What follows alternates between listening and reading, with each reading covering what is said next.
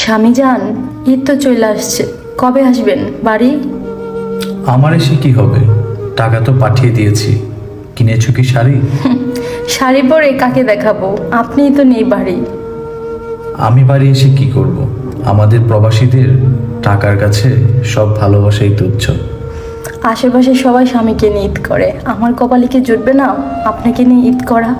এই বছর একটু মানিয়ে নাও, হয়তো সামনে বছর তোমাকে নিয়ে একসাথে ঈদ করব। গত বছরে একই কথা বলেছো, মানিয়ে নাও মানিয়ে নাও। আর কত মানিয়ে নিব বলতে পারো? ঠিক আছে, আমি এখন কাজ করব, রাখি। কিছু বললেই রাখি। চলে আসেন না বাড়িতে, এই ঈদটা আপনার সাথে করি। প্লিজ চলে আসেন, চলে আসেন না। একটা কথা আমার রাখেন, আর ভালো লাগে না এভাবে থাকতে। আরে বোকা মেয়ে, আমি যদি চলে আসি তাহলে বেতনের পাশাপাশি এই বছর বোনাসটাও পাবে না। তখন কি খাবা, কি পরবা?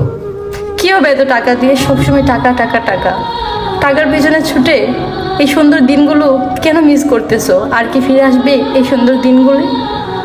হয়তো ফিরে আসবে না, কিন্তু প্রবাসে পড়ে আছি তোমাদের এক টুকরো সুখ দেখার জন্য।